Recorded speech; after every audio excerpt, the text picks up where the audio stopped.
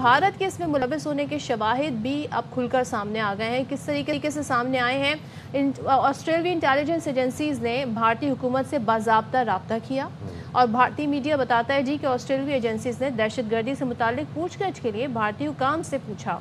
जख्मी हमलावर नवीद अकरम के साथ काम करने वाले नौजवान ने ऑस्ट्रेलियाई मीडिया पर आकर इंकशाफ किया कि नवीद अकरम का वालिद साजिद अकरम भारतीय निजात और माँ इटालियन है। अब आप इससे अंदाजा लगाएं, ये पाकिस्तान से ताल्लुक जोड़ रहे थे। ऑस्ट्रेलिया के वज़ीर दाखिला का कहना है कि हलाक हमलावर साजिद अकरम 1998 में स्टूडेंट वीज़े पर ऑस्ट्रेलिया आया था, फिर 2001 में पार्टनर वीज़ा हासिल किया, फिर साजिद अकरम के बेटे नवीद अकरम की पैदाइश ऑस्ट्रेलिया में ही हुई। भारतीय मीडिया प्रोपेगेंडे की हकीकत खुलकर सामने आ गई है और भारतीय सहाफ़ियों और मीडिया का पाकिस्तान मुखालिफ प्रोपेगेंडा दम तोड़ चुका है। तो बात कर लेते हैं इस हवाले से हमारे साथ सिक्योरिटी एक्सपर्ट डॉक्टर कमर चीमा साहब मौजूद हैं। शुक्रिया कमर चीमा साहब, आपने AY न्यूज़ के लिए वक्त निकाला। कल हम और आप जब इस खबर पर बात कर रहे थे तब तक ये खबर नहीं आई थी कि ये भारतीय निजात निकले। अब ये खबर की तस्दीक हो चुकी है कि ये जो अटैकर था, ये जो टेररिस्ट था, ये भारतीय निजात है और बगैर किसी तस्दीक के एक तो यरूशलेम पोस्ट ने भी पाकिस्तान के ऊपर इल्ज़ाम तराशी किए, सेकेंडली ANI और समिता प्रकाश जो कि शोहरत याफ्ता है इस चीज़ के लिए कि वो मोदी की भक्त हैं और BJP की बड़ी वो माउथ पीस हैं, उन्होंने पाकिस्तान के ऊपर इल्ज़ाम तराशी शुरू कर दी। मज़ीद और कितना एक्सपोज होंगे, कितनी जग हसाई करवाएंगे अपनी पूरी दुनिया के सामने?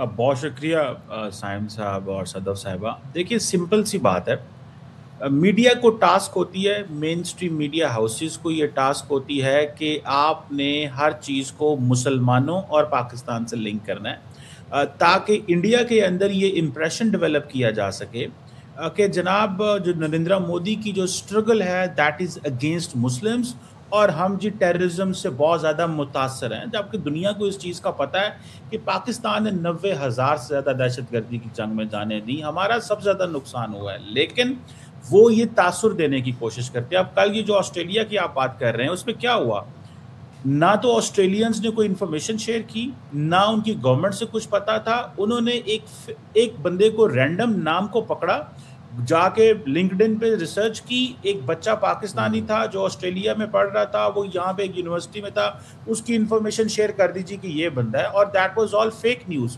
सारे इंडियन मीडिया ने सारा दिन उसको पाकिस्तानी साबित करने की कोशिश की, और कल क्या हुआ है कि कल ऑस्ट्रेलियंस ने इंडिया से कांटेक्ट कर लिया है कि हमें इस बंदे की इन्फॉर्मेशन दें, और जब इंडियन मीडिया ने उसको टोन डाउन किया तो कहा जी कि साउथ एशियन रीजन का बंदा है या सब कॉन्टिनेंट का बंदा है। तो बेसिकली कहना तो वो इंडिया का चाह रहे थे, लेकिन उन्होंने कहा कि शायद हमारी इंसल्ट है इसमें, तो इसको ऐसे करें साउथ एशियन कह दें। अब सवाल ये पैदा होता है कि इतना बड़ा इंडियन मीडिया, अरबों लोग देख रहे हैं दुनिया के अंदर, वो शायद ये समझ रहे थे कि वेस्टर्न मीडिया जब देखेगा इंडियन मीडिया तो वो हमारी स्टोरी को बाय करेंगे, लेकिन वेस्टर्न मीडिया ने इतना बाय किया, इजरायली मीडिया ने बाय किया। तो जैसे आप जेरूसलम पोस्ट का जिक्र कर रहे थे, जो कुछ इंडियन सोशल मीडिया पे आ रहा था उसको जेरूसलम पोस्ट ने कोट किया और कहा जी कि वो पाकिस्तानी ओरिजिन है। बाद में इंडियन सहाफ़ियों ने जेरूसलम पोस्ट को कोट किया और कहा कि देखें इजरायली अखबार कह रहा है कि उसका ताल्लुक तो ये एक दूसरे को सप्लीमेंट करते हैं, सपोर्ट करते हैं, और नैरेटिव सारा टाइम ये बनता है, बयानिया ये बनता है कि जनाब ये पाकिस्तानी। तो मैं समझता हूँ कि कोई शर्मिंदगी होती है, बकौल ख्वाजा आसफ जैसे कहते हैं, कोई शर्मिंदगी होती है, कोई हया होती है कि आपने जो स्टोरी बैकफायर कर गई है तो आप कहें कि हमसे कल गलती हुई है। आज बड़ी शर्मिंदगी से वो जो अहमद अल अहमद जो ऑस्ट्रेलियन हीरो है, जो कि पूरी इंसानियत का हीरो है, जब ऑस्ट्रेलियन प्राइम मिनिस्टर उससे मिलने गए तो बड़ी बेशर्मी से उसकी तस्वीरें लगा रहे हैं कि जनाब हीरो है, और हीरो जो है उसको ऑस्ट्रेलियन प्राइम मिनिस्टर मिल रहे हैं। तो पॉइंट ये है कि ये एक सारा एक कैंपेन चलाई जाती है, और इस कैंपेन में जो टारगेट होता है वो मुसलमान होते हैं, वो भले बांग्लादेश के हों, वो भले दुनिया के हों, वो भारत के अंदर मुसलमान हों, वो पाकिस्तान के अंदर हों, ये है टारगेट, और मुसलमानों को लिंक करना है दहशतगर्दी के साथ। मैं समझता हूँ ये बुरी तरह जो एक्सपोज हुए हैं, और इतने बड़े मीडिया हाउसेज हैं, उनको चाहिए था माफ़ी मांगते, जैसे आपने ANI का जिक्र किया, समिता प्रकाश का जिक्र किया, ये सारे, मैं तो इनको कहता हूँ ये पब्लिक रिलेशन ऑफिसर है, इनका मीडिया से कोई ताल्लुक नहीं है। ये सारा दिन प्राइम मिनिस्टर आप बरखत साहिबा को भूल गए, एक बड़ा नाम, बड़ा क्रेडिबल नाम जाना जाता था, जो उन्होंने 10th मई के हवाले से जो खबरें दी, उन्होंने एक हमारा जी पायलट और हमारा जहाज़ ही गायब करवा दिया था, आज तक वो उस बारे में कुछ बता नहीं सकी हैं।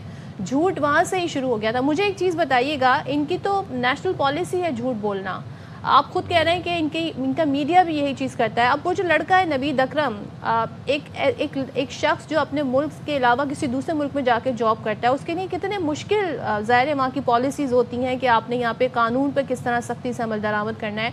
उसकी ज़िंदगी को ख़तरे में इन्होंने डाला। अपोलोजाइज तो हम एक्सपेक्ट नहीं कर सकते, लेकिन आप समझते हैं कि वो लड़का, वो शख्स वहाँ पे कोई एक्शन ले सकता है इस हवाले से? देखिए, मैं समझता हूँ ये बहुत आपने इंपॉर्टेंट सवाल उठाया और इस एंगल पे बात नहीं हो रही।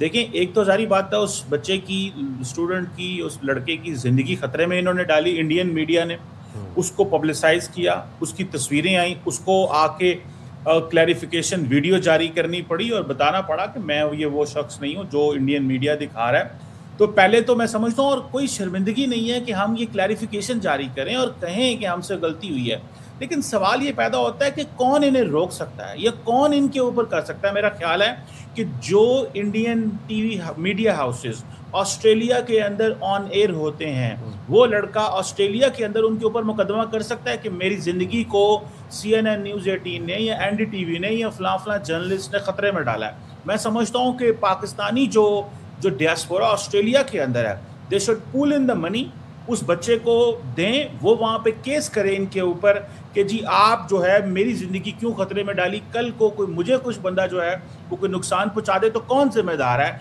और ऑस्ट्रेलिया के अंदर अगर ये चीज़ हो जाएगी, देखें हमने जिस तरह बरतानिया के अंदर ये किया है पाकिस्तान ने, और उसके हमें बहुत ज़्यादा जो लोग पाकिस्तान के खिलाफ प्रोपेगेंडा करते थे, ये मैं समझता हूँ अगर ऑस्ट्रेलिया के अंदर ये ऑस्ट्रेलिया के अंदर ये सब कुछ किया जाए, उस बच्चे को सपोर्ट की जाए, उस बच्चे के लिए उसको रिसोर्सेज दिए जाएं कि वो जाके इंडियन मीडिया हाउसेस के खिलाफ वहाँ पे केस करे कोर्ट के अंदर और लोगों को वहाँ पे कहे कि जनाब ये मेरी ज़िंदगी खतरे में डाले, तो मेरा ख्याल है कि एटलीस्ट वहाँ पे उनको अकाउंटेबल ठहराया जा सकता है। ऑस्ट्रेलिया के अंदर और वेस्ट के अंदर आपको पता है कोई मीडिया हाउस वेस्ट का इंडियन मीडिया को कोट नहीं करता, बिकॉज उनको पता ये क्रेडिबल नहीं है।